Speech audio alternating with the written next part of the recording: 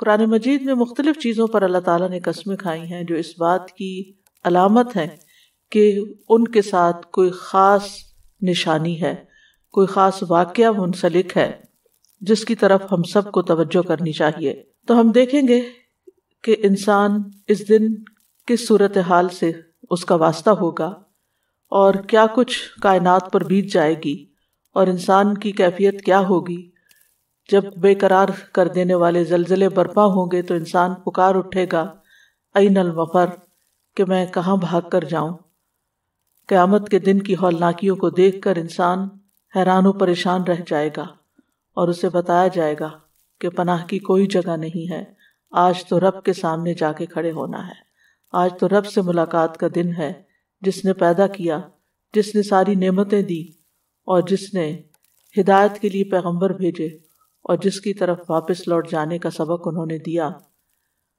آج اس ملاقات کے لیے جس نے تیاری کی وہی کامیاب ہے، اور جس نے اس دن کی ملاقات کو بھلائے رکھا اس کے لیے ناکامی ہے۔ سب سے پہلی بات جو یاد رکھنے کی ہے وہ یہ کہ یہ دنیا فانی ہے، یہ دنیا ہمیشہ کے لیے نہیں ہے، یہ ختم ہو جانے والی ہے، یہ دنیا آزمائش کا گھر ہے۔ سورۃ الکہف میں اللہ تعالیٰ فرماتے ہیں انا جعلنا ما علی الارض زینۃ لہا لنبلوہم ایہم احسن عملا وانا لجاعلون ما علیہا صعیدا جرزا۔ جو کچھ زمین پر موجود ہے اسے ہم نے اس کی زینت بنا دیا ہے، یعنی زمین کی خوبصورتی ہے وہ۔ کیوں؟ تاکہ ہم انہیں آزمائیں کہ ان میں سے اچھے عمل کون کرتا ہے۔ یہ جو کچھ زمین پر ہے ہم اسے ایک چٹیل میدان بنا دینے والے ہیں۔ آج یہ جو سرسبز درخت نظر آتے ہیں، باغ و بہار نظر آتی ہے، زمین پر پہاڑ نظر آتے ہیں، سمندر ہیں، جھیلیں ہیں، انسان ہیں، بڑی بڑی عمارتیں ہیں، بڑے بڑے مانیومنٹس ہیں، یہ تمام کی تمام چیزیں بالکل مٹ جائیں گی اور زمین ایک صاف چٹیل میدان کی طرح ہو جائے گی۔ ہر چیز فنا ہونے والی ہے۔ کل من علیہا فان ویبقى وجہ ربک ذی الجلال والاکرام۔ سورۃ القصص میں آتا ہے کل شیء ہالک الا وجہہ لہ الحکم والیہ ترجعون۔ ہر چیز ہلاک ہونے والی ہے سوائے اس کے چہرے کے، اسی کے لیے حکم ہے اور اسی کی طرف تم لوٹائے جاؤ گے، یعنی فیصلہ بھی اسی کا ہے، واپسی بھی اسی کی طرف ہے۔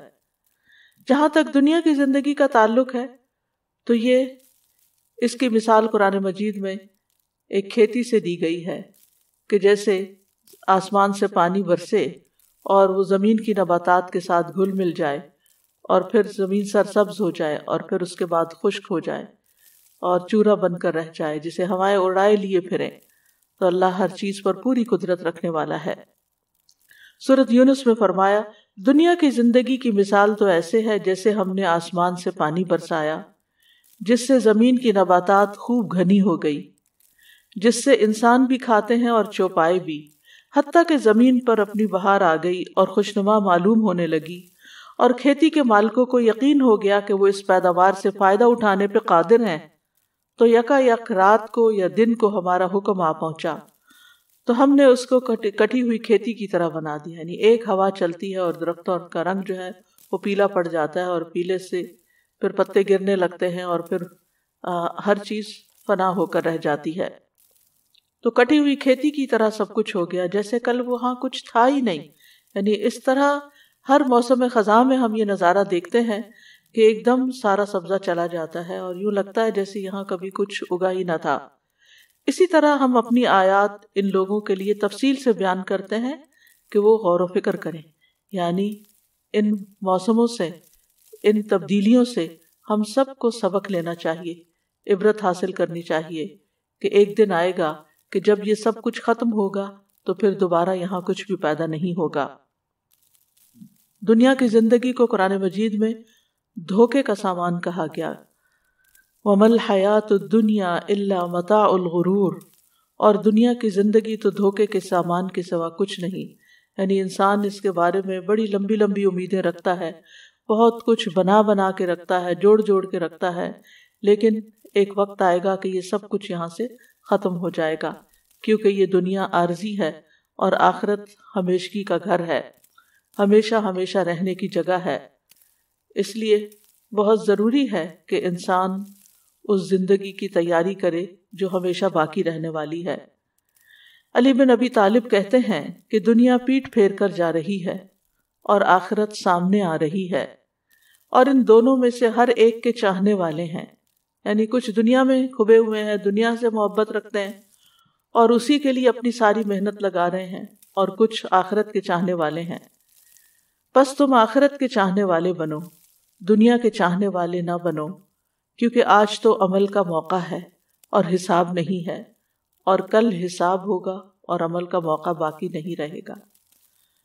فضیل بن ایاز کہتے ہیں اگر دنیا سونے کی ہوتی، گولڈ کی، جس کے لیے فنا ہو جانا ہوتا، اور آخرت مٹی کی ٹھیکریوں کی ہوتی جس کو باقی رہنا ہوتا، تو ہمیں چاہیے کہ اس فنا ہونے والے سونے کی بجائے باقی رہنے والی ٹھیکریوں کو اختیار کر لیں۔ لیکن اب تو معاملہ بالکل ہی برعکس ہے، دنیا تو ایک ٹھیکری جیسی بھی نہیں ہے، مچھر کے پر برابر بھی نہیں ہے، اور آخرت ہمیشہ باقی رہنے والی ہے، اور اس کے ساتھ ساتھ اگر انسان جنت میں جاتا ہے تو وہ کہیں زیادہ قیمتی ہے۔ تو اس لیے عقل مند انسان وہی ہے جو باقی رہنے والی کو ترجیح دے، اور اس میں بھی جو قیمتی ہے اس کو۔ تو اللہ سبحانہ وتعالیٰ نے جب سے یہ دنیا بنائی اس وقت سے اس کے خاتمے کا وقت بھی مقرر کر دیا۔ جیسے ہر پیدا ہونے والی مخلوق کے خاتمے کا ایک وقت ہے، اسی طرح اس پوری دنیا کے خاتمے کا بھی ایک وقت مقرر ہے، اور جب وہ خاتمہ ہوگا تو قیامت کا آغاز ہو جائے گا، یعنی یہ بساط لپیٹ دی جائے گی اور ایک نئی کھل جائے گی، زمین و آسمان میں تبدیلی آ جائے گی۔ سورۃ ابراہیم میں آتا ہے یوم تبدل الارض غیر الارض والسماوات وبرزوا للہ الواحد القہار، جس دن یہ زمین اور زمین سے بدل دی جائے گی، یعنی زمین کا نقشہ بدل جائے گا، اور سب آسمان بھی، یعنی ان کا بھی رنگ اور حالت تبدیل ہو جائے گی، اور لوگ اللہ کے سامنے پیش ہوں گے جو اکیلا اور بڑا زبردست ہے۔ تو یہ حال جو ہے یہ بہت، یعنی تبدیلی ویسے بھی انسان کے اوپر بڑی بھاری ہوتی ہے۔ آپ دیکھیں کہ جب ایک روشن دن کے بعد اچانک سیاہ بادل آ جائیں، زمین پہ اندھیرا آ جائے، تو ایک دل میں گھبراہٹ پیدا ہو جاتی ہے۔ یا اسی طرح انسان کی کسی ایسی جگہ پر اس کا گزر ہو جو پہلے آباد تھی اور پھر ویران ہو جائے، تو انسان کے لیے بڑی پریشان کن صورتحال ہوتی ہے۔ تو یہ دنیا کی آبادی اور رونق اور ترقی، یہ سب کچھ ختم ہو کر ایک دن یہ زمین کچھ اور ہو جائے گی، آسمان کچھ اور ہو جائے گا، اور ہم اللہ کے سامنے کھڑے ہوں گے۔ یہ ہولناک تبدیلیاں جو ہیں پوری کائنات میں واقع ہوں گی۔ وہ دن جس میں یہ تبدیلی شروع ہوگی زمین و آسمان پر بھاری دن ہوگا، یعنی یہ آسان نہیں، یہ بڑا مشکل وقت ہوگا۔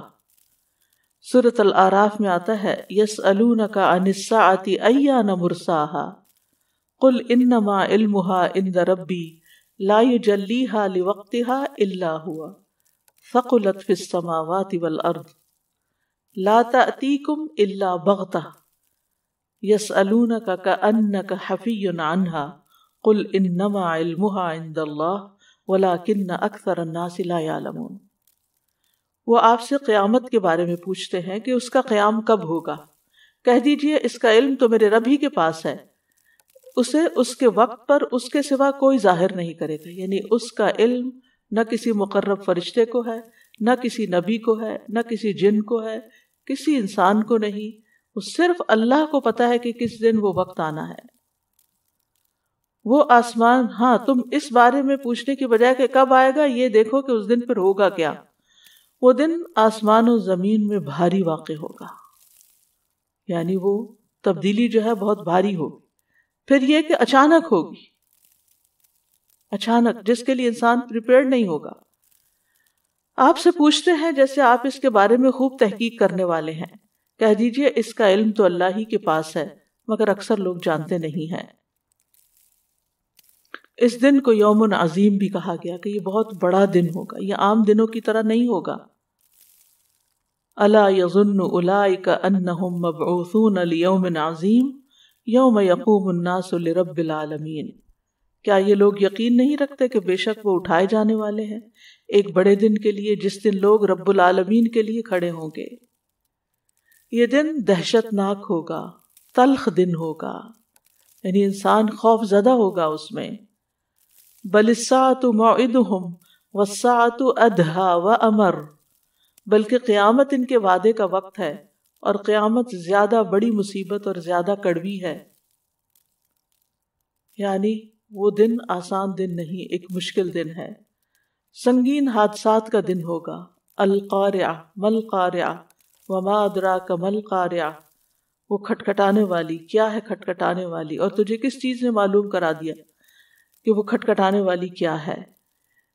جب تیز آندھی چلتی ہے تو کبھی آپ نے آوازیں سنی ہوگی کہ پتے آپس میں ٹکراتے ہیں، یا کچھ برتن جا گرتے ہیں، یا بعض اوقات عمارتوں میں ٹوٹ پھوٹ ہوتی ہے، تو وہ جو شور ہوتا ہے وہ ایک آپس میں چیزیں جو ٹکرا رہی ہوتی ہیں وہ کھٹکھٹانے والی، تو یہ ایک چھوٹے پیمانے پر دنیا میں ہوتا ہے۔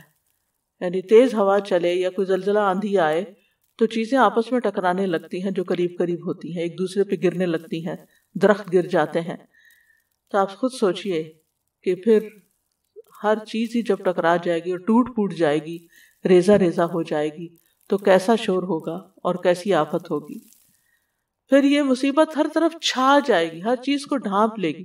ابھی دنیا میں جب کوئی زلزلہ آتا ہے یا کوئی آندھی ٹورنیڈو وغیرہ ہوتا ہے تو وہ ایک مخصوص ایریا میں ہوتا ہے، ساری زمین پر نہیں ہوتا۔ لیکن سوچئے کہ یہ زمین کے مشرق و مغرب سے لے کے پوری زمین کے اوپر چھا جائے گی۔ فَإِذَا جَاءَتِ الطَّامَّةُ الْكُبْرَى يَوْمَ يَتَذَكَّرُ الْإِنسَانُ مَا سَعَى، پھر جب وہ ہر چیز پہ چھا جانے والی سب سے بڑی مصیبت آ جائے گی، جس دن انسان یاد کرے گا جو اس نے کوشش کی۔ پھر یہ کہ اس کا شر ہر طرف پھیلا ہوا ہوگا۔ یوفون بالنذر ویخافون یوما کان شرہ مستطیرا، جو اپنی نظر پوری کرتے ہیں اور اس دن سے ڈرتے ہیں، یعنی نیک لوگ، جس کی مصیبت بہت زیادہ پھیلی ہوئی ہوگی، یعنی جدھر دیکھو ایک ہی منظر ہوگا۔ اس کو یوم عقیم بھی کہا گیا ہے، بانجھ کر دینے والا دن، یعنی جس کے بعد کوئی خیر، یعنی جس میں کوئی خیر نہیں، یعنی کچھ اس میں سے نکلنے والا نہیں۔ بچوں کو بوڑھا کر دینے والا دن ہے۔ فَكَيْفَ تَتَّقُونَ إِن كَفَرْتُمْ يَوْمًا يَجْعَلُ الْوِلْدَانَ شِيبًا السَّمَاءُ مُنْفَطِرٌ بِهِ وَكَانَ وَعْدُهُ مَفْعُولًا، پھر تم کیسے بچو گے اگر تم نے کفر کیا اس دن سے جو بچوں کو بوڑھا کر دے گا۔ اتنا لمبا دن ہوگا اور غم اور دکھ کے مارے بوڑھے ہو جائیں گے۔ اس میں آسمان پھٹ جانے والا ہے، اس کا وعدہ ہمیشہ پورا ہو کر رہنے والا ہے۔ یہ وہ دن ہوگا جس میں حاملہ عورتیں اپنے حمل گرا دیں گی۔ یا ایھا الناس اتقوا ربکم ان زلزلۃ الساعۃ شیء عظیم یوم ترونھا تذہل کل مرضعۃ عما ارضعت وتضع کل ذات حمل حملها وتری الناس سکارى وما هم بسکارى ولکن عذاب اللہ شدید۔ لوگوں اپنے رب سے ڈرتے رہو، بے شک قیامت کا زلزلہ بڑی ہولناک چیز ہے۔ جس دن تم اسے دیکھو گے ہر دودھ پلانے والی اس سے غافل ہو جائے گی جسے اس نے دودھ پلایا، یعنی ماں اپنے بچے کو بھول جائے گی، ہر حمل والی اپنا حمل گرا دے گی، اور آپ لوگوں کو نشے میں دیکھیں گے، یعنی ان کے ہوش مارے جائیں گے جس قسم کی صورتحال چاروں طرف نظر آ رہی ہوگی۔ حالانکہ وہ ہرگز نشے میں نہیں ہوں گے، لیکن اللہ کا عذاب بہت سخت ہے۔ پھر سورۃ الانسان میں آتا ہے کہ یہ تیوریاں چڑھانے والا دن ہوگا۔ انا نخاف من ربنا یوما عبوسا قمطریرا، ہم اپنے رب سے اس دن سے ڈرتے ہیں جو بہت منہ بنانے والا، سخت تیوری چڑھانے والا دن ہوگا۔ بس اللہ انہیں اس دن کی مصیبت سے بچا لے گا اور انہیں انوکھی تازگی اور خوشی عطا فرمائے گا، یعنی جو لوگ نیک عمل کرنے والے ہوں گے ان کے لیے اس دن خوشخبری ہوگی۔ اس دن کی شدت سے دل پلٹ جائیں گے۔ یخافون یوما تتقلب فیہ القلوب والابصار، اللہ کے بندے اس دن سے ڈرتے ہیں جس میں دل اور آنکھیں الٹ جائیں گی، دل کانپیں گے، آنکھیں جھک جائیں گی۔ یوم ترجف الراجفہ تتبعها الرادفہ قلوب یومئذ واجفہ ابصارها خاشعہ، جس دن ہلا ڈالے گا سخت ہلانے والا زلزلہ، اس کے بعد ہی پیچھے آنے والا زلزلہ آئے گا، یعنی زلزلے پر زلزلہ آئے.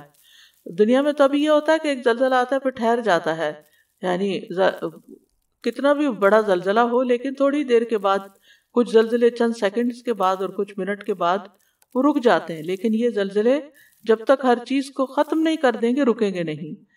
کئی دل اس دن دھڑکنے والے ہوں گے، ان کی آنکھیں جھکی ہوئی ہوں گی. پھر یہ دن اور اس کے اندر کی چیخ پکار کانوں کو بہرا کر دے گی، نہیں اتنا شور ہوگا. فَإِذَا جَاءَتِ الصَّاخَّةُ، جب کانوں کو بہرا کرنے والی قیامت آ جائے گی، کلیجے منہ کو آ جائیں گے. وَأَنذِرْهُمْ يَوْمَ الْآزِفَةِ إِذِ الْقُلُوبُ لَدَى الْحَنَاجِرِ كَاظِمِينَ، اور انہیں قریب آنے والی گھڑی کے دن سے ڈراؤ جب غم کے مارے کلیجے منہ کو آئیں گے. وہ کیوں کہ ہم دنیا میں کچھ اچھا کام کر لیتے، آج کے دن کی تیاری کرتے. اس دن انسان جائے پناہ ڈھونڈے گا اور کہے گا این المفر، کہاں بھاگ کر جاؤں، لیکن اس دن کوئی پناہ کی جگہ نہ ہوگی. استجیبوا لربکم من قبل ان یأتی یوم لا مرد له من اللہ ما لکم من ملجأ یومئذ وما لکم من نکیر. لوگوں اپنے رب کی دعوت کو بھول کر لو، اپنے رب کی بات مان لو اس سے پہلے کہ وہ دن آ جائے جس کے ٹلنے کی اللہ کی طرف سے کوئی صورت نہیں. دنیا میں تو کوئی مصیبت آتی ہے، آندھی آتی، طوفان آتا ہے، زلزلہ آتا ہے، کوئی بھی چیز آتی ہے تو یعنی بڑی سے بڑی آفت، موتیں واقع ہو جاتی ہیں، بلڈنگز گر جاتی ہیں، زمین میں لوگ دھس جاتے ہیں. لیکن پھر اس کے بعد کیا ہوتا ہے؟ پھر زندگی رواں دواں ہو جاتی ہے. پھر کچھ عرصے کے بعد لوگ ان حادثوں کو بھول جاتے ہیں. لیکن وہاں وہ ٹلے گی نہیں آفت جب تک ہر ایک اپنے انجام کو نہ پہنچ جائے. اس دن تمہارے لیے کوئی جائے پناہ نہ ہوگی اور نہ تمہارے لیے انکار کی کوئی صورت ہوگی. جو تمہیں دیا جائے گا وہی تمہیں قبول کرنا ہوگا. کسی کا مکر و فریب اس دن کسی کام نہیں آئے گا. دنیا میں تو انسان اپنے کسی مصیبت سے بچنے کے لیے کچھ چالیں چل لیتا ہے، کچھ لوگوں سے مدد لے لیتا ہے، لیکن وہاں ایسا نہ ہوگا. یوم لا یغنی عنہم کیدہم شیئا ولا ہم ینصرون، جس دن نہ ان کی چال ان کے کسی کام آئے گی اور نہ ان کی مدد کی جائے گی. کوئی عہدہ اور منصب کام نہ آئے گا. یوم لا ینفع مال ولا بنون الا من اتی اللہ بقلب سلیم، جس دن نہ کوئی مال فائدہ دے گا نہ بیٹے، مگر جو اللہ کے پاس سلامتی والا دل لے کر آیا. کوئی رشتہ کام نہ آئے گا، نہ بیٹا باپ کو نہ باپ بیٹے کو، کوئی کسی کے کام نہ آئے گا. یا ایھا الناس اتقوا ربکم واخشوا یوما لا یجزی والد عن ولدہ ولا مولود هو جاز عن والدہ شیئا ان وعد اللہ حق فلا تغرنکم الحیاۃ الدنیا ولا یغرنکم باللہ الغرور. اے لوگو اپنے رب سے ڈرو اور اس دن سے ڈرو کہ نہ باپ اپنے بیٹے کے کام آئے گا اور نہ کوئی بیٹا ہی ایسا ہوگا جو اپنے باپ کے کسی کام آنے والا. یقیناً اللہ کا وعدہ سچ ہے. تو کہیں دنیا کی زندگی تمہیں دھوکے میں نہ ڈال دے اور کہیں وہ دغا باز اللہ کے بارے میں تمہیں دھوکہ نہ دے جائے. لہٰذا ہم سب کو اس بات کا احساس ہونا چاہیے کہ وہ دن ایسا دن ہے کہ جس دن انسان کو بس اس کے اپنے ہی عمل کام آئیں گے اور وہی فائدہ ہوگا جو اس نے اپنے لیے کمایا.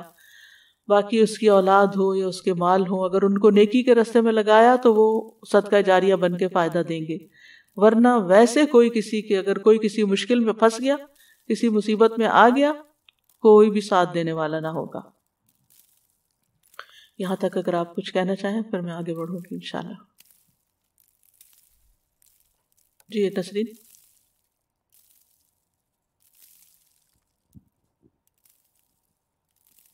السلام علیکم.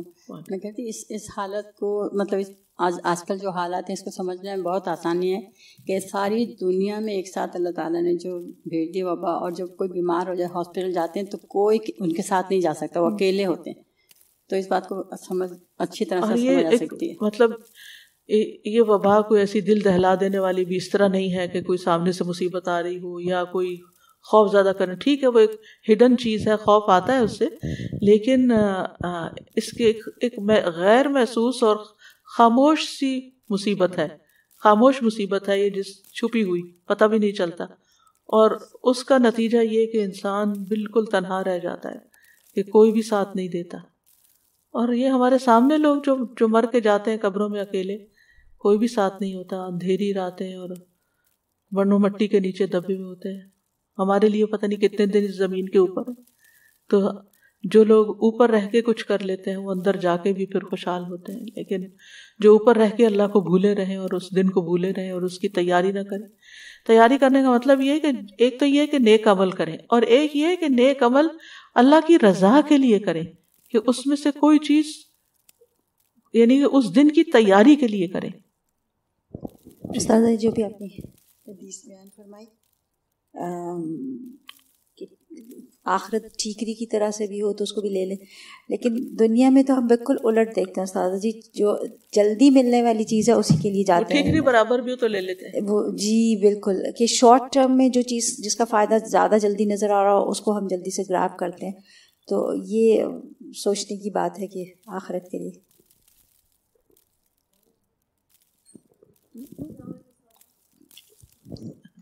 اچھا اس کے بعد آپ لیجیے. استاذہ مجھے یہ ہو رہا ہے کہ نیک عمل تو کر رہے ہیں، لیکن سب سے بڑی فکر کی بات یہ کہ اسے ضائع نہ کر دیں.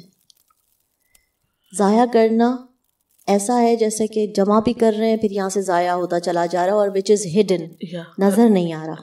ریاکاری سے، احسان جتا کے، اذیت دے کے، اس پہ فخر کر کے، غیبت کر کے، ہاں غیبت کر کے، دوسروں کا حق مار کے، کسی پہ ظلم کر کے. ون سائڈ حسنات اور دوسری سائڈ پہ سارا کچھ. اسی لیے انسان کسی وقت بھی امن اور چین سے نہیں رہ سکتا کہ میں نے بہت کچھ کر لیا، یہ نہیں پتا کہ جمع کتنا کیا اور اڑا کتنا دیا. جی صوفیہ. استاذہ یہ آپ نے بتایا نا جیسے زلزلے پہ زلزلہ آ رہا ہے، اور ابھی کچھ دن پہلے میرے خیال 2 یا 3 دن پہلے جو بہت تیز بارش ہوئی تھی تو میرے بچے کمرے میں تھے، ٹھنڈر آیا بہت زور سے تو سب کے سب ایک واقعی کچھ دیر کے لیے آپ پریشان ہو جاتے ہیں کہ کتنی لاؤڈ نوائز ہوتی ہے کہ آپ برداشت نہیں کر پاتے، اور وہاں یہ ہے کہ ایک ابھی سنبھل بھی نہیں پا رہے کہ دوسری آپ کے پر آ جائے. تو اٹس ویری اسکیری کہ آدمی سمجھے سب بات کو. بالکل.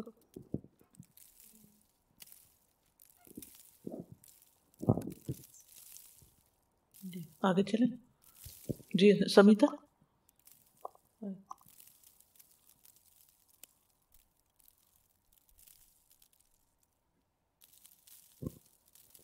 پہلے تو یہ بات ہے کہ ہماری پلاننگیں اتنی لمبی ہیں، ہم دنیا کی پلاننگز، کہ وہ کہیں ختم ہونے کو نہیں آ رہی، اور اپنی خواہشات کی تکمیل جو ہے وہ اتنی زیادہ ہے کہ اگر کسی کو کہہ دیتے ہیں یا خود اپنے آپ کو بھی سمجھاتے ہیں کہ اس پہ صبر کر جاؤ، کوئی بات نہیں، اگر کسی نے تمہیں کچھ کہہ دیا ہے یا کوئی بات ہو گئی ہے، یہ دنیا کے لیے ہے خالی. اور دوسرا یہ کہ دنیا کا سامان جو ہے اس میں ہم کسی حد پہ نہیں رکتے کہ یہ اتنا ہمارے لیے کافی ہے کہ اس پہ قناعت کر جائیں. مزید بنانے پہ دوڑ پڑتے ہیں، پھر اس کو مزید بڑھانے پہ، مزید بڑھانے پہ. آخرت کے لیے پھر کچھ بچتا ہی نہیں، نہ وقت بچتا نہ مال بچتا ہے. آج میں کسی کو صرف اتنا کنونس کر رہی تھی کہ یہ وقت گزر جانا ہے اور پتہ بھی نہیں لگنا کہ کتنی دیر میں آپ کو یہ مطلب یہ جو دکھ ہے تھوڑی دیر کا، میں تو تھوڑی دیر کا یہ اب کہوں گی کہ پتہ نہیں ہے کتنے دن میں ہمارا یہ ختم ہو جائے. ساری زندگی بھی اگر کوئی دکھ میں ہے نا وہ بھی تھوڑا ہے آخرت کے مقابلے. لیکن ہمیں ایمان نہیں ہے اور پھر یقین نہیں ہے اور پھر ہمارا عمل نہیں.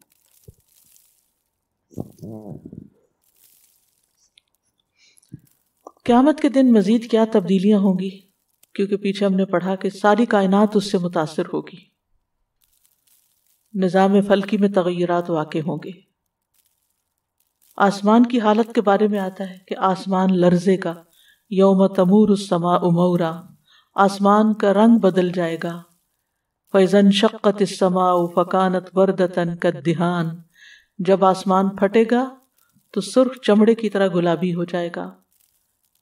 سورۃ انفطار میں آتا ہے اذا السماء انفطرت، جب آسمان پھٹ جائے گا. الفرقان میں آتا ہے وَيَوْمَ تَشَقَّقُ السَّمَاءُ بِالْغَمَامِ وَنُزِّلَ الْمَلَائِكَةُ تَنزِيلًا، جس دن آسمان بادل کے ساتھ پھٹ جائے گا اور فرشتے اتارے جائیں گے، لگاتار اتارا جانا. آسمان دروازے دروازے ہو جائے گا. سورۃ النبا میں آتا ہے وَفُتِحَتِ السَّمَاءُ فَكَانَتْ أَبْوَابًا، اور آسمان کھولا جائے گا تو وہ دروازے دروازے ہو جائے گا. آسمان کی کھال اتار دی جائے گی. وَإِذَا السَّمَاءُ كُشِطَتْ، آسمان پگھلے ہوئے تانبے کی طرح ہو جائے گا. يَوْمَ تَكُونُ السَّمَاءُ كَالْمُهْلِ، آسمان میں دھواں ہوگا. فارتقب یوم تأتی السماء بدخان مبین، انتظار کرو جس دن آسمان ظاہر دھواں لائے گا، آسمان سے آگ برسے گی۔ رسول اللہ صلی اللہ علیہ وسلم نے فرمایا قیامت کے دن جب لوگوں کو اٹھایا جائے گا تو آسمان گویا ان پہ آگ برسا رہا ہوگا، کیونکہ سورج بھی بہت قریب آ جائے گا اور شدید ہولناک منظر ہوگا۔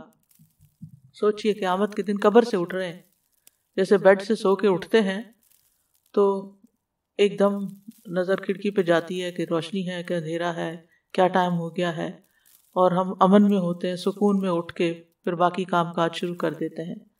تو سوچئے کہ اگر کسی دن انسان اٹھے، اور قبر کی زندگی نیند کی ایک زندگی ہے جس کے لیے وہ اچھی ہو، عذاب نہ ہو، تو جب وہ سو کے وہاں سے اٹھے گا اور باہر نکل کے دیکھے گا تو گویا آسمان آگ برسا رہا ہے، اس کا رنگ اس طرح ہوگا اور گرمی بھی ہوگی۔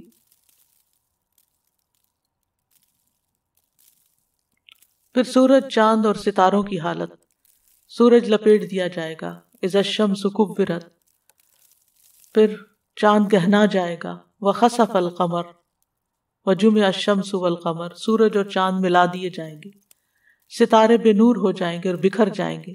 وَإِذَا النُّجُومُ طُمِسَتْ وَإِذَا الْكَوَاكِبُ انتَثَرَتْ، ستارے بکھر کر گر پڑیں گے، یعنی ہر چیز کے اندر ایک تلاطم برپا ہو جائے گا۔ پھر زمین میں تبدیلیاں آ جائیں گی، زمین کسی اور زمین سے تبدیل کر دی جائے گی، زمین کے اندر جو کچھ ہے وہ نکالے گی باہر، چاہے انسان ہے مرے ہوئے، چاہے سونا چاندی، کچھ بھی جو دفن ہوگا سب نکال باہر کرے گی۔ وَأَلْقَتْ مَا فِيهَا وَتَخَلَّتْ، جو کچھ اس میں ہے اسے باہر پھینک دے گی اور خالی ہو جائے گی۔ اللہ کے ڈر سے زمین کانپنا شروع کر دے گی۔ یوم ترجف الارض والجبال وکانت الجبال کثیبا مہیلا، جس دن زمین اور پہاڑ لرزنے لگیں گے اور پہاڑ بھربھری ریت کے پھسلتے ہوئے تودے بن جائیں گے۔ پھر زمین ہچکولے لے گی، اذا رجت الارض رجا، یعنی جرکس آئیں گے اس میں، ریزہ ریزہ ہو جائے گی۔ وحملت الارض والجبال فدکتا دکتا واحدہ، زمین اور پہاڑوں کو اٹھا کر ایک ہی چوٹ میں ریزہ ریزہ کر دیا جائے گا، اور پھر اس کے بعد وہ ہموار کر کے زمین پھیلا دی جائے گی۔ فَيَذَرُهَا قَاعًا صَفْصَفًا لَا تَرَىٰ فِيهَا عِوَجًا وَلَا أَمْتًا، اور زمین کو ایسا صاف میدان بنا دے گا کہ آپ اس میں کوئی نشیب و فراز نہیں دیکھیں گے، کوئی اونچ نیچ نہیں ہوگی، بالکل پلین صاف روٹی کی طرح۔ زمین اپنے خزانے باہر نکال دے گی، بوجھ اپنے نکال دے گی۔ اذا زلزلت الارض زلزالها واخرجت الارض اثقالها، زمین اپنے اندر کے سارے بوجھ نکال باہر کرے گی۔ پھر پہاڑوں کی کیا حالت ہوگی؟ زمین اور پہاڑ ٹکرا جائیں گے۔ وحملت الارض والجبال فدکتا دکتا واحدہ، ایک ہی چوٹ میں ایک بار ٹکرا کے ان سب کو ریزہ ریزہ کر دیا جائے گا، پہاڑ سراب بن جائیں گے۔ وسیرت الجبال فکانت سرابا، دھن کی ہوئی رنگین اون کی طرح ہو جائیں گے۔ وتکون الجبال کالعہن المنفوش، اور پہاڑ دھنکی ہوئی رنگین اون کی طرح ہو جائیں گے، ریت کی طرح ہو جائیں گے، یعنی یہ ایک دوسرے سے ملتی جلتی چیزیں ہیں، اور پھر سٹیجز بھی ہو سکتی ہیں۔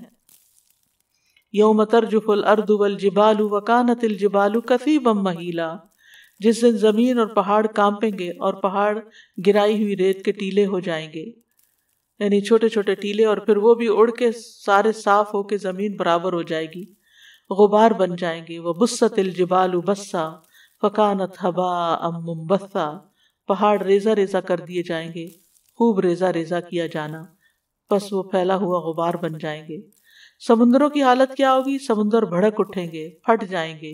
وَإِذَا الْبِحَارُ سُجِّرَتْ، اور الانفطار میں آتا ہے وَإِذَا الْبِحَارُ فُجِّرَتْ، جب سمندر پھاڑ دیے جائیں گے، اور سورۃ تکویر میں سمندر بھڑکا دیے جائیں گے، ان میں آگ بھڑک اٹھے گی۔ اور پھر سور پھونکا جائے گا۔ یعنی آخرت پر ایمان لانے میں جو چیز ہمیں بتائی گئی ہے وہ یہ کہ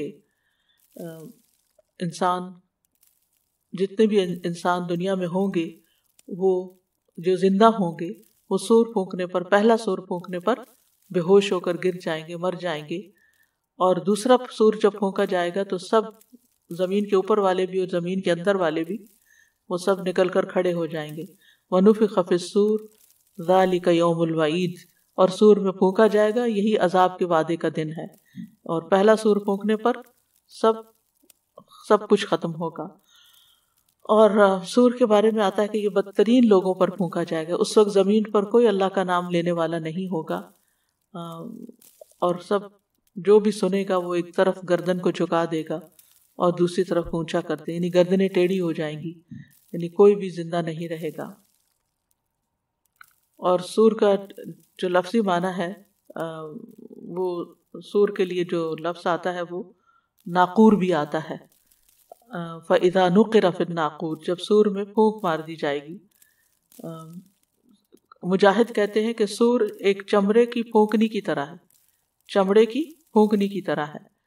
عبداللہ بن عمر کہتے ہیں ایک دیہاتی نے پوچھا اللہ کے رسول سور کیا ہے؟ آپ نے فرمایا یہ ایک سینگ ہے جس میں قیامت کے دن پھونک ماری جائے گی، جیسے ہارن ہوتا ہے اس طرح اس میں پھونک ماری جائے گی. اور پھونک کے لیے نفخ کا لفظ آتا ہے، ذا نفخ فی الصور، اور نفخ کا مطلب ہوتا ہے کسی چیز میں پھونک مارنا. اور نفخ الروح بھی کہتے ہیں، یعنی جسم میں روح کا پھونکا جانا، جیسے جب بچہ ماں کے پیٹ میں ہوتا ہے تو فرشتہ آ کے روح پھونکتا ہے. منفاخ دھونکنی کو کہتے ہیں، اور اس کی جمع منافیخ ہوتی ہے. اور نفخ جو ہے یہ مطلب ہوا کو دھکیلنا پھونک مار کے، تو یہ مخصوص وقت میں مخصوص فرشتے کی طرف سے ایک مخصوص پھونک ہے، یعنی ایک خاص فرشتہ اس کام پر متعین ہے جس کو صاحب السور کہا جاتا ہے. بعض نے اس کا نام اسرافیل بھی بتایا، لیکن کوئی حدیث کی روح سے اسرافیل نام نہیں پتہ چلتا، لیکن صاحب السور یعنی جس کو سور تما دیا گیا ہے، اور ایک مخصوص طرح سے وہ بلو کرے گا اس میں، اور پھر ہر چیز جو ہے وہ ٹوٹ پھوٹ جائے گی، ختم ہو جائے گی. ابن عباس کہتے ہیں فَإِذَا نُقِرَ فِي النَّاقُورِ کے بارے میں کہ رسول اللہ صلی اللہ علیہ وسلم نے فرمایا میں کس طرح نعمتوں سے لطف اندوز ہو سکتا ہوں، یعنی کیسے بے فکر ہو سکتا ہوں جبکہ سور پھونکنے والے فرشتے نے اپنا منہ سور سے لگایا ہوا ہے، یعنی وہ ہارن یا جو بھی ٹرمپٹ ہے وہ منہ کے ساتھ لگا ہوا ہے فرشتے کے. اپنی پیشانی جھکا رکھی ہے، کان متوجہ کر رکھے ہیں کہ کب اسے حکم ہوتا ہے اور وہ اس میں سور پھونکے. تو نبی صلی اللہ علیہ وسلم کے صحابہ نے عرض کیا کہ پھر ہم کیا کہیں، کیا کریں؟ آپ نے فرمایا کہو حسبنا اللہ و نعم الوکیل علی اللہ توکلنا، ہمیں اللہ کافی ہے اور وہ بہترین کارساز ہے اور ہم اللہ پہ بھروسہ رکھتے ہیں. یعنی جب انسان قیامت کے دن کی گھبراہٹوں اور پریشانیوں کے بارے میں سنے تو پھر کیا پڑھے؟ حسبنا اللہ و نعم الوکیل. اور پھر یہ کہ سور پھونکنے والا فرشتہ جو ہے بہت ذمہ دار فرشتہ ہے. رسول اللہ صلی اللہ علیہ وسلم نے فرمایا سور پھونکنے والے فرشتے کو جب سے یہ ذمہ داری دی گئی ہے تب سے وہ تیار حالت میں اپنی آنکھیں عرش کی طرف لگائے ہوئے ہے، اس بات سے ڈرتے ہوئے کہ کہیں حکم ملنے سے پیشتر اس کی نگاہ ادھر ادھر نہ ہو جائے، گویا کہ اس کی آنکھیں دو روشن ستارے ہیں. یعنی وہ اتنا متوجہ ہے ادھر ادھر بھی نہیں دیکھتا، صرف اس ڈر سے کہ کہیں مجھے حکم ملے اور میرا دھیان کہیں اور ہو. یعنی وہ پوری طرح فلی فوکسڈ ہے کہ اس کو جب حکم ملے اور وہ سور میں یعنی سور پھونک دے یا سور میں پھونک مار دے. اور یہ اچانک ہوگا، یعنی اس کا کوئی وقت مقرر انسانوں کو نہیں پتا. رسول اللہ صلی اللہ علیہ وسلم نے فرمایا قیامت اس حال میں آئے گی کہ دو آدمی کپڑے کے خرید و فروخت کے لیے پھیلائے ہوئے ہوں گے، یعنی کپڑا درمیان میں پھیلائے ہوئے ہوں گے دو آدمیوں کے بیچ میں. ابھی خرید و فروخت بھی نہیں ہوئی ہوگی اور نہ انہوں نے اسے لپیٹا ہوگا کہ قیامت قائم ہو جائے گی. اس حال میں قائم ہوگی قیامت کہ ایک شخص اپنی اونٹنی کا دودھ لے کر آ رہا ہوگا اور پی بھی نہیں سکے گا. قیامت اس حال میں قائم ہو جائے گی کہ ایک شخص اپنا حوض تیار کرا رہا ہوگا اور اس کا پانی بھی نہیں پی پائے گا. قیامت اس حال میں قائم ہو جائے گی کہ ایک شخص اپنا لقمہ اپنے منہ کی طرف اٹھائے گا اور اسے کھا بھی نہ پائے گا کہ اتنی دیر میں قیامت آ جائے گی. تو اچانک بھی آئے گی اور جلدی بھی آئے گی. اور جمعہ کے دن سور پھونکا جائے گا اور بے ہوشی طاری کی جائے گی. نبی صلی اللہ علیہ وسلم لوگوں کو وقتاً فوقتاً اس کے بارے میں آگاہ کرتے تھے، خبردار کرتے تھے. سنن ترمذی کی روایت ہے، ابی ابن کعب کہتے ہیں جب رات کا تہائی حصہ گزر جاتا، یعنی 1/3 نکل جاتا، تو رسول اللہ صلی اللہ علیہ وسلم اٹھ کھڑے ہوتے اور فرماتے لوگو اللہ کو یاد کرو، اللہ کو یاد کرو، سور کا وقت آ گیا ہے۔ پھر اس کے بعد دوسری مرتبہ بھی پھونکا جائے گا، موت اپنے پیش آنے والے حالات کے ساتھ آ پہنچی ہے۔ تو اس حدیث سے واضح ہو جاتا ہے کہ ایک دفعہ پھونکا جائے گا تو لوگ بے ہوش ہو جائیں گے، اور پھر دوسری دفعہ دوبارہ پھونکا جائے گا۔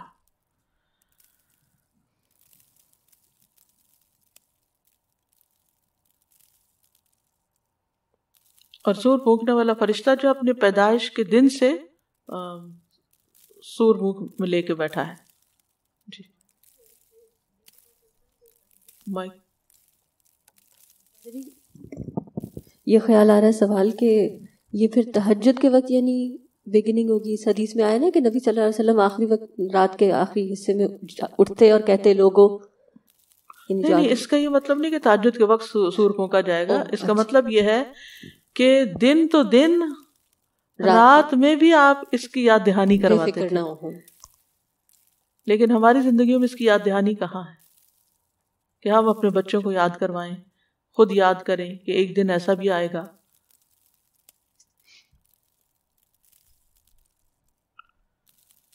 قرآن مجید میں 2 دفعہ سور پھونکنے کا ذکر ہے، یعنی پہلے اور دوسرے، پہلا نفخہ اور دوسرا نفخہ۔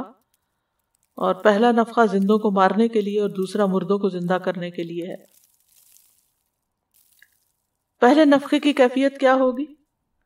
دہشت اور خوف کے لیے جو پھونک ماری جائے گی، یہ قیامت کے دن کے آ جانے کی ابتدا ہوگی، اور اس وقت سخت ہولناک قسم کا منظر ہوگا۔ پہلے سور کے پھونکتے ہی زمین اور آسمان میں تباہی مچ جائے گی، ہر چیز متاثر ہو جائے گی، جو زندہ ہیں، جو ستارے، چاند، سورج، درخت، پہاڑ، پتھر، ہر چیز ہل کر رہ جائے گی، یعنی کوئی چیز ایسی نہیں ہوگی جو اس سے متاثر نہ ہو۔ یعنی اللہ تعالیٰ پہاڑوں کو چلا دیں گے جو بادلوں کی طرح گزر رہے ہوں گے، پھر زمین پہ زلزلے آ جائیں گے، جیسے کوئی کشتی سمندر میں ڈالی جائے اور وہ ڈول رہی ہو آپس، یعنی کہ جرکس لگ رہے ہوں اس کو، اور ادھر ادھر ہو رہی ہو کہ کہیں سنک ہو جائے۔ انسان ہو، شیطان ہو، فرشتے ہوں، سب پر وہ دن بھاری ہوگا۔ یعنی پہلا سور تو جب پھونکا جائے گا تو زندہ مر جائیں گے اور یہ ساری تباہی آ جائے گی، پھر ہر چیز تبدیل ہو جائے گی، اور پھر یعنی کہ زمین اور آسمان کی ہر چیز متاثر ہوگی، جیسا کہ سورۃ الحاقہ میں آتا ہے فَإِذَا نُفِخَ فِي الصُّورِ نَفْخَةٌ وَاحِدَةٌ وَحُمِلَتِ الْأَرْضُ وَالْجِبَالُ فَدُكَّتَا دَكَّةً وَاحِدَةً فَيَوْمَئِذٍ وَقَعَتِ الْوَاقِعَةُ وَانشَقَّتِ السَّمَاءُ فَهِيَ يَوْمَئِذٍ وَاهِيَةٌ وَالْمَلَكُ عَلَى أَرْجَائِهَا وَيَحْمِلُ عَرْشَ رَبِّكَ فَوْقَهُمْ يَوْمَئِذٍ ثَمَانِيَةٌ۔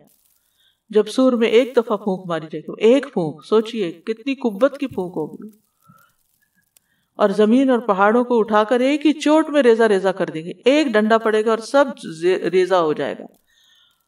تو ایک دن یہ واقعہ پیش آ جائے گا، یعنی ایک ڈنڈا نہیں، ایک ٹکراؤ، یعنی ان کا آپس میں پہاڑ اور زمین اور ان کی یعنی ایک ہی چوٹ ہوگی۔ اس کی کیفیت کیا ہے یہ اللہ ہی بہتر جانتا ہے۔ اور آسمان پھٹ جائے گا اور اس کی بندش ڈھیلی پڑ جائے گی، فرشتے اس کے کناروں پر ہوں گے، اور 8 فرشتے آپ کے رب کا عرش اپنے اوپر اٹھائے ہوئے ہوں گے، اور پھر چیخ بھی ہوگی، ما ينظرون الا صيحة واحدة تأخذهم وهم يخصمون فلا يستطيعون توصية ولا إلى أهلهم يرجعون فلا يستطيعون توصية ولا إلى أهلهم يرجعون ونفخ في الصور فإذا هم من الأجداث إلى ربهم ينسلون۔ وہ انتظار نہیں کر رہے مگر ایک چیخ کا جو انہیں پکڑ لے گی جبکہ وہ جھگڑ رہے ہوں گے، یعنی یہ زندوں کا حال ہے۔ پھر وہ کسی وصیت کی طاقت نہیں رکھیں گے، نہ اپنے گھر والوں کی طرف واپس لوٹیں گے، اور پھر دوبارہ سور پھونکا جائے گا تو کیا ہوگا؟ اچانک وہ اپنے قبروں سے نکل کر تیزی سے دوڑ رہے ہوں گے۔ اور سورۃ صاد میں آتا ہے کہ جو سور ہوگا یہ بغیر وقفے کے پھونکا جائے گا، یعنی ایک ہی بلو ہوگی، چاہے لمبی جتنی بھی ہو۔ ما لہا من فواق کا لفظ آتا ہے کہ اس میں کوئی وقفہ نہیں ہوگا۔ لوگ آپس میں اپنے حسب نسب بھول جائیں گے، کوئی کسی کو پوچھے گا نہیں، فلا انصاب بینہم، کوئی رشتہ باقی نہیں رہے گا، آواز اتنی شدید ہوگی کہ لوگ سنتے ہی ہلاک ہو جائیں گے، اور ساری بادشاہت صرف اللہ رب العالمین کے لیے ہوگی۔ جب پہلا نفخہ ہو جائے گا اور ہر چیز ختم ہو جائے گی، ہر چیز کوائٹ ہو جائے گی، فرشتے بھی اور انسان بھی، وَيَبْقَى وَجْهُ رَبِّكَ ذُو الْجَلَالِ وَالْإِكْرَامِ، بس اللہ کی ذات باقی رہے گی، تو اس وقت اللہ تعالیٰ پکاریں گے کہ دنیا کے جبار کہاں ہیں۔ عبداللہ ابن عمر کہتے ہیں کہ رسول اللہ صلی اللہ علیہ وسلم نے فرمایا، قیامت کے دن اللہ عز و جل آسمانوں کو لپیٹ لے گا، پھر انہیں اپنے دائیں ہاتھ میں لے کر فرمائے گا، میں بادشاہ ہوں، کہاں ہے جبار، کہاں ہے تکبر کرنے والے؟ پھر زمینوں کو اپنے بائیں ہاتھ میں لے کر لپیٹے گا اور فرمائے گا، میں بادشاہ ہوں، کہاں ہے جبار، کہاں ہے تکبر کرنے والے؟ اور کوئی جواب دینے والا نہیں ہوگا۔ تو اللہ تعالیٰ خود ہی فرمائیں گے، للہ الواحد القہار۔ اب یہ دو سوروں کے درمیان کتنا فاصلہ ہوگا؟ 40 کا لفظ آتا ہے۔ ابو ہریرہ کہتے ہیں رسول اللہ صلی اللہ علیہ وسلم نے فرمایا 2 سور پھونکے جانے کے درمیان 40 فاصلہ ہوگا۔ ابو ہریرہ سے پوچھا گیا کیا 40 دن؟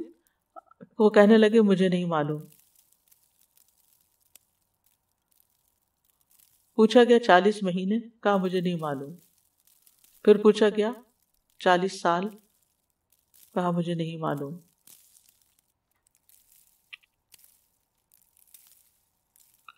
یعنی یہ نبی صلی اللہ علیہ وسلم نے بھی نہیں بتایا، اور پھر ابو ہریرہ نے بھی آگے کسی کو نہیں بتایا۔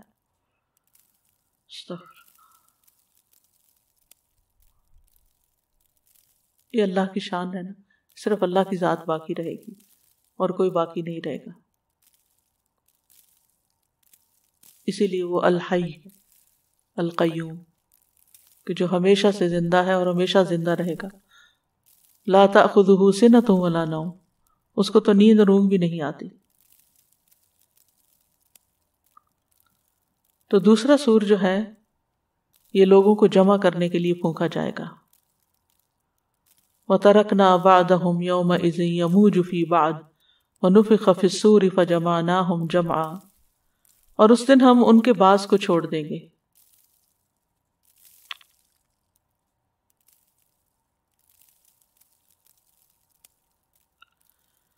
اور اس دن ہم ان کے بعض کو چھوڑ دیں گے، وہ ایک دوسرے سے گتھم گتھا ہوں گے، اور سور میں پھونکا جائے گا تو ہم ان کو جمع کر لیں گے، پوری طرح جمع کرنا ہے، کوئی ایک انسان بھی کہیں نہیں چھپ سکے گا۔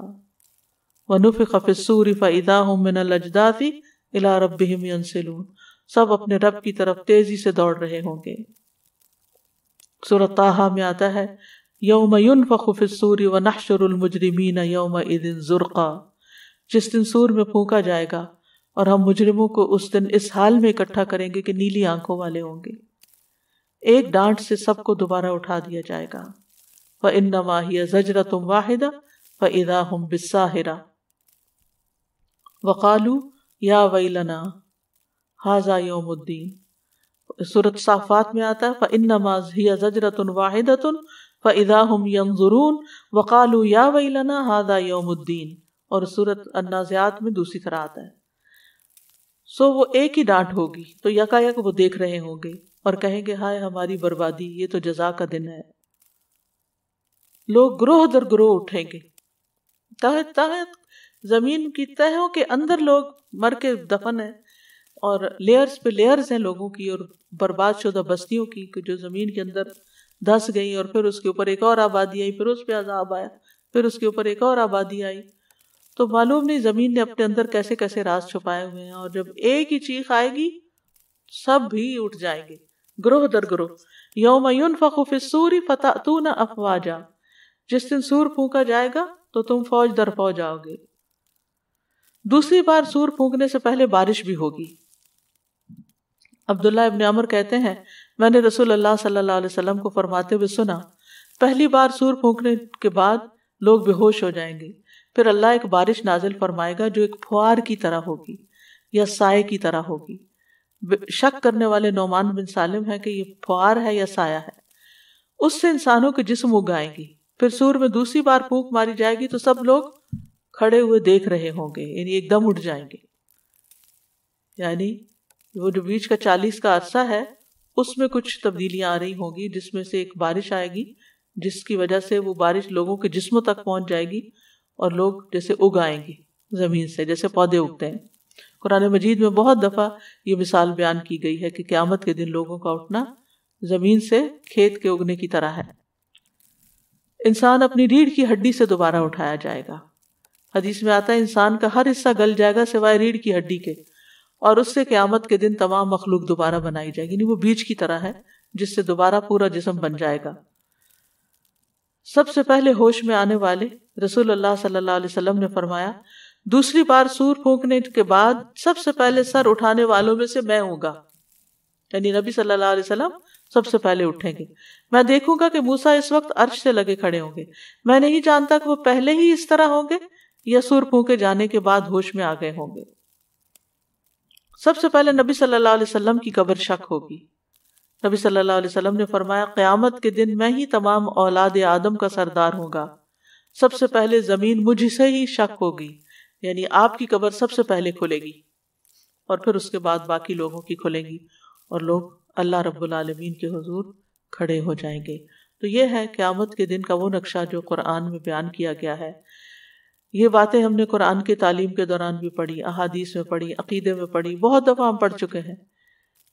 ان سب کو ایک جگہ اکٹھا کر کے اس وقت بیان کرنے کا مقصد کیا ہے کہ ہم اپنا سفر دیکھیں کہ ہم کہاں ہوں گے. یہ سب کچھ کیا دیکھنے کے لیے ہم تیار ہیں؟ اس دن کی ہم نے تیاری کر رکھی ہے یا نہیں؟ اس دن کا غم ہے یا نہیں؟ اس دن کی فکر ہے یا نہیں؟ جب بالکل تنہا ہوں گے اور اکیلے چھوڑ دیے جائیں گے اور ہر ایک اپنے اپنی فکر پڑی ہوئی ہوگی. تو اللہ سبحانہ وتعالیٰ ہمیں اس کی تیاری کرنے کی توفیق عطا فرمائے. اصل مقصد یہ ہے ریمائنڈر کا، یاد دہانی کا.